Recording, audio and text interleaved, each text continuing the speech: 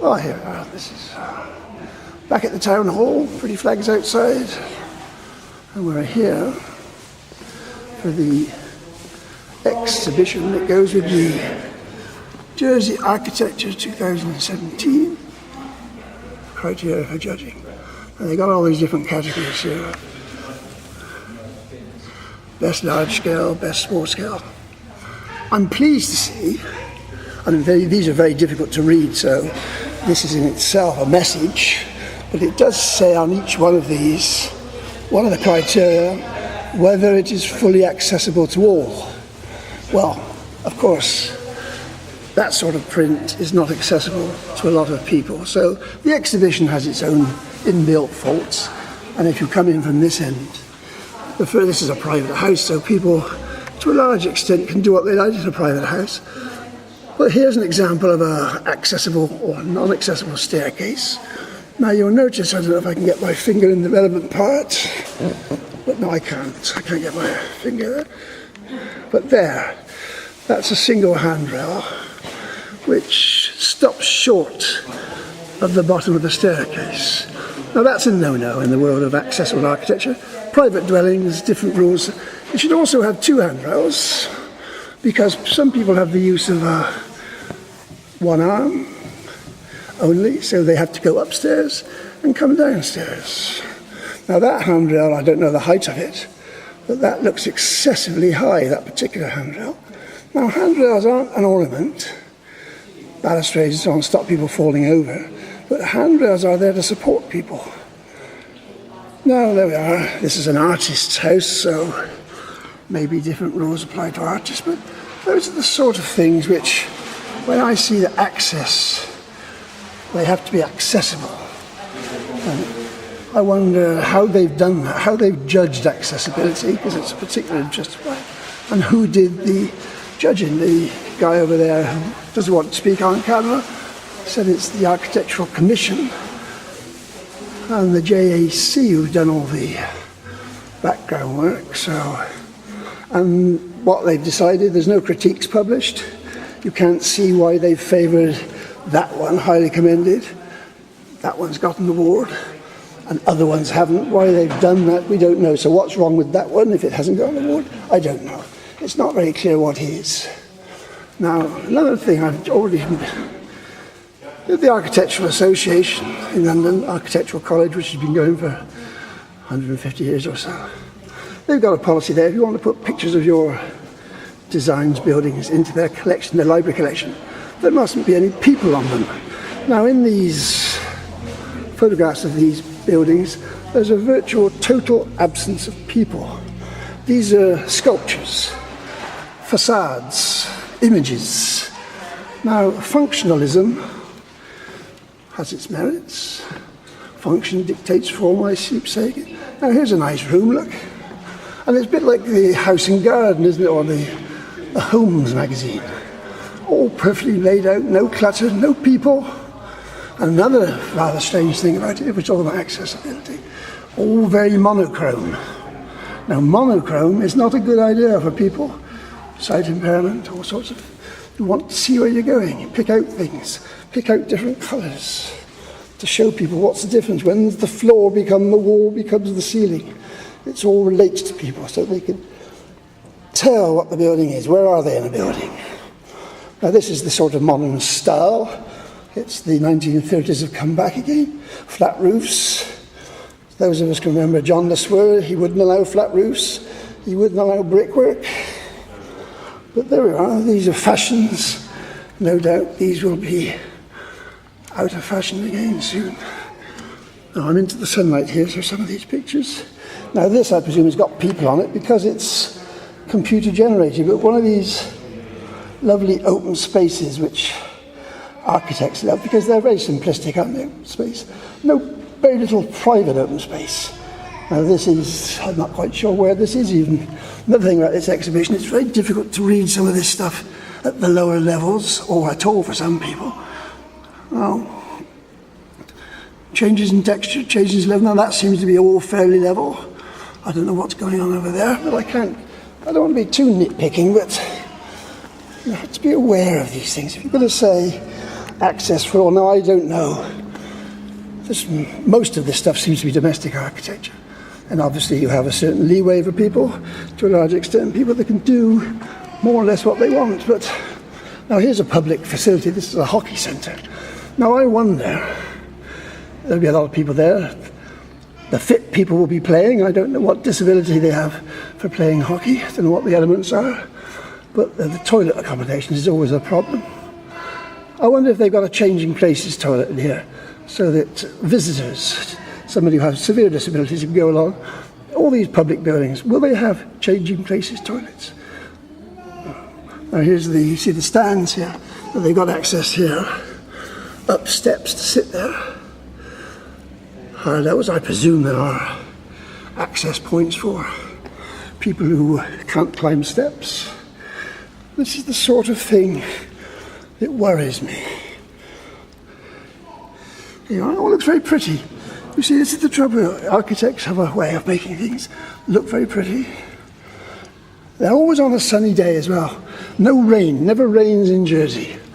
You don't see people hiding from the rain, the bad weather. It's always, there's a nice set of steps there. Look at those steps.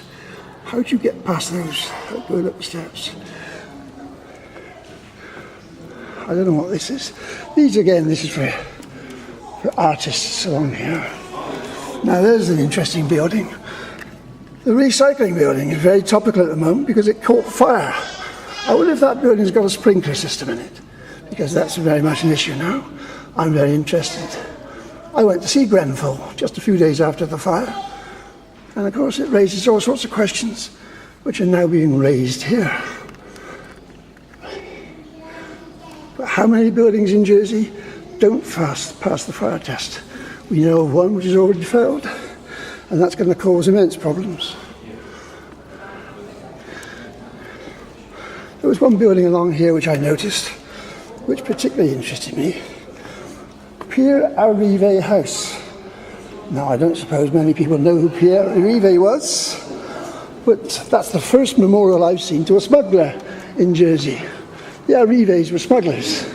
He got bayoneted by the French, not because he was a smuggler, because he had the misfortune to open his door as they were marching by in 1781. So he stuck his nose out and they bayoneted him to death. So he's got his name on the wall there. But his son carried on smuggling, and I think his son, Pierre Arrive Jr. died. I think his son carried on the smuggling, mostly from Guernsey. They were a Jersey Guernsey family. So there we are. There's an interesting little aside on that building. I wonder how many people know why it's called Pierre Arrive House.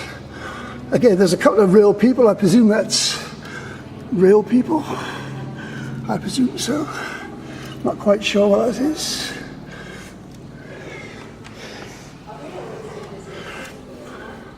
Oh, this is the Salvation Army new facility. A brilliant idea. A facility for the general public to go in there. As far as I know, they haven't got a changing places toilet, which I think is a bit sad. And they could have provided one there, which is accessible to people on the street. That's merely my view. If the client don't ask for it, what can you do? But the architects ought to have some say. Here we are again, a bit more. Again, shades of grey. I mean, it's a recent book, I believe, and they can be very nice, but monochrome like this, just making full use of colour for people who need to recognise things. They need different colours.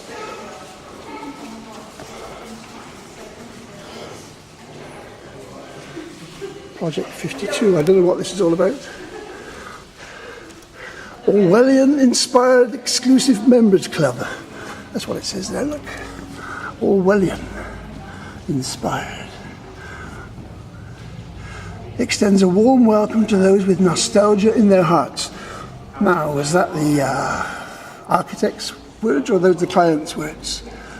There we are, I have no idea. I'm going to just turn off and I'm going to go to the other side of the room. Again, I don't know what, I presume this is a private building. White is white. Again, that's to the client's choice, I suppose. If you live there, you can do what you don't more like with it, but I presume he gets visitors, I don't know. It's not making the best use of colour, is it? I know white is very attractive, you can put things against it, but It's all of it not making best use of communication, is it? Colour is a means of communicating. There was something here that caught my eye about the willows. I don't know where it is. It's gone now. I don't know where the willows has gone. Leave area. Now this isn't again use of colour. This is I don't know what category. This is presumably a large building. Now this is not sunshine because this is evening time and it's all lit up. Now again, all that light lit up. Now are we sure that's visually obvious to somebody approaching that building?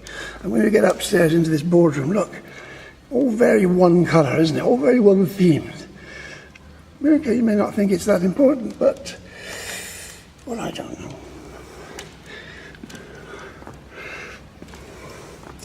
I'm looking for the willows, but I can't find them. Or it.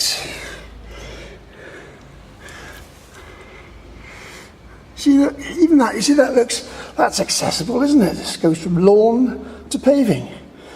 But of course it's not, is it? Now that little 6 inches of rise up to the pavement, that's a barrier, that's a mountain to some people. I thought they'd just left out a little bit of it, wouldn't you? A little bit of a nice little ramp so that anybody could get up there. I don't know what external lighting there is there, just to help people. Oh, this is the willows, here, look. And on the blurb, the architect's blurb, I saw, it's very low in this exhibition, I can't get down there to see it. It's very low. I'm sitting on the floor now, which is obviously, the print is extremely small. Village character, it says. The existing village character is conveyed within the scheme through the mix of house design, layout and detail, informal site layout and pattern development.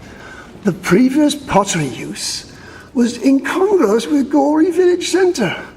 Well, I can't imagine anything being more congruous than a pottery in the middle of a village.